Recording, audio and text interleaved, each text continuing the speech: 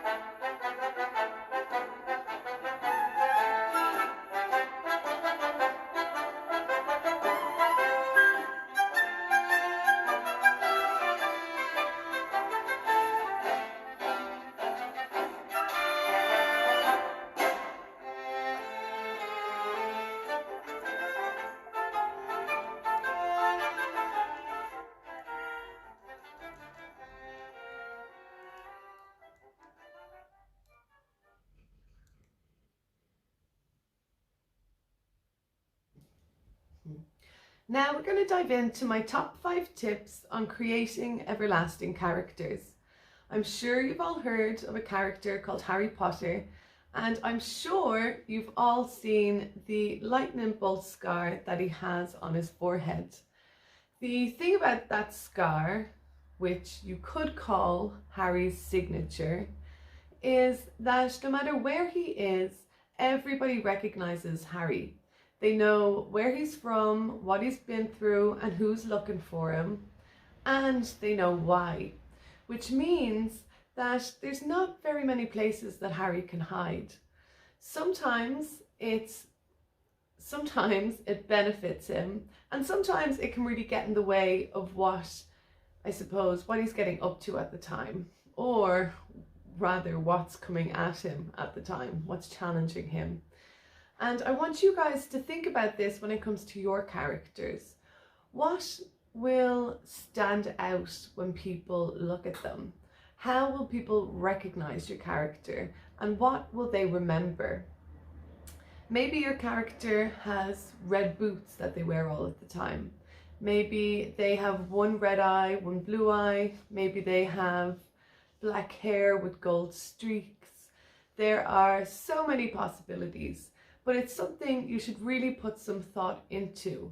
You want to create characters that people remember forever, and having a signature is something that's really...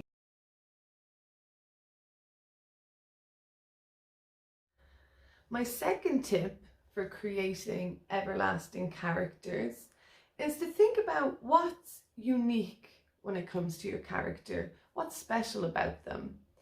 What have they been through? Where do they come from?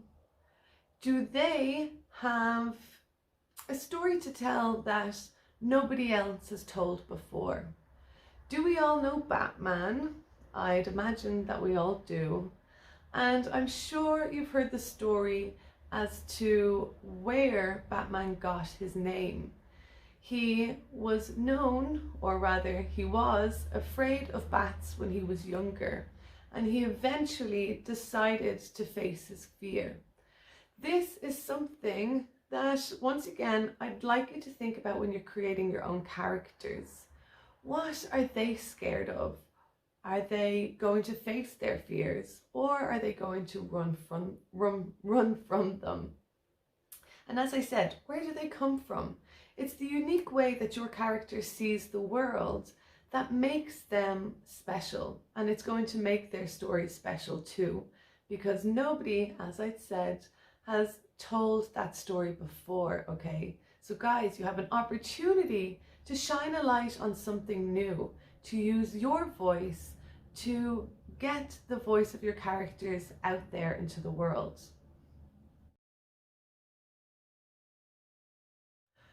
My third tip is a bit more of a task than a tool. And it would be to go and interview a family member or a friend.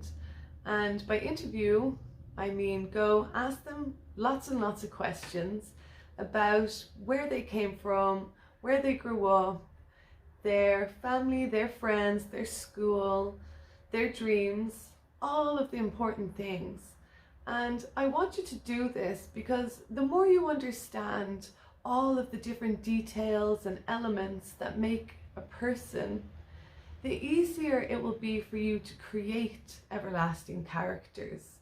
If you understand your loved ones, then you're going to be able to create characters that you love as well. And even characters that, you know, might not be the best of heroes. We might have some villains in there too, but you'll be able to understand why they decided to turn against the world, shall we say. But yes, go grab your notebook, go start asking questions and getting to the bottom of what really lives at the heart of everybody.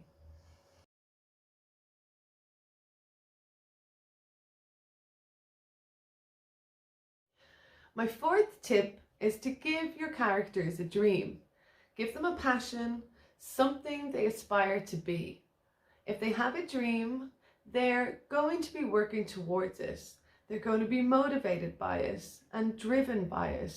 It's going to be something that you'll be able to refer to. You know what they're going to be daydreaming about and what they're working towards.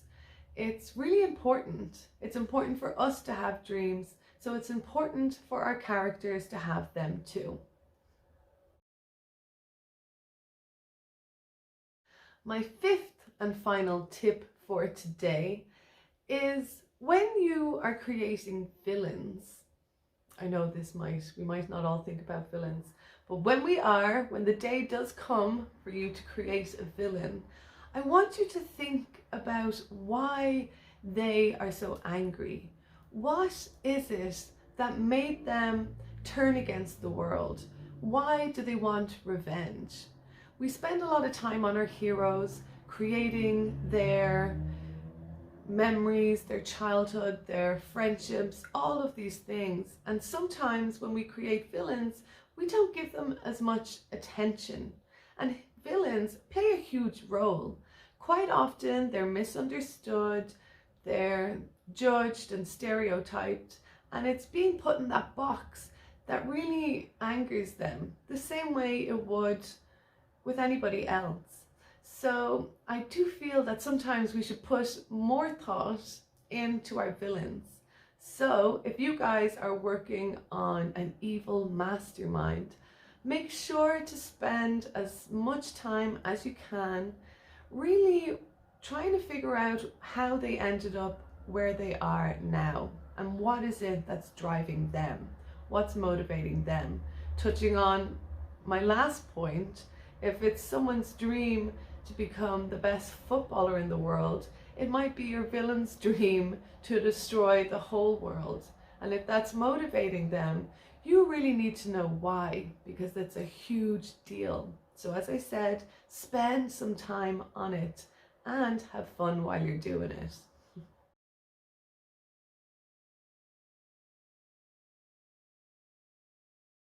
Now, guys, this is not a tip, it is a task. It's not homework, it's hopefully something fun to do that will help you develop your characters even further and reach our goal, which is creating everlasting characters. The task is to create a timeline for your character's entire life.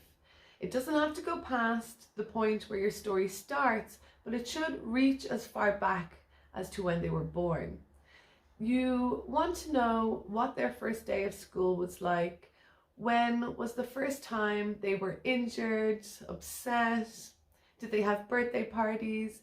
Did they have friends? And what did they like to do with their friends? Did they have fears, and did they carry those fears into your story? You'll be able to show us the origins of their feelings and thoughts. You can show us why they see the world the way they do and why they think the way they do, which is really, really important. You'll be able to reference all of these different events that you filled in on your timeline, which will then become your character's memories. And it means you're going to understand your character as much as you can, and then your readers are going to be able to understand them too. And that's a really great position to be in. It doesn't have to take long. You can do it in just a few minutes, but I guarantee the whatever amount of work that you do and put into this is really going to change your story. So good luck. And I would love to see some of the characters that you guys create. You can send them in to Kilkenny Libraries and we'll be able to share them, which would be a really wonderful thing. And if not, we can just take a look at them. So guys, enjoy your summer stars. Thank you, Kilkenny Libraries, for bringing us together. Have a fantastic summer, and I cannot wait to see all of the work that you guys do.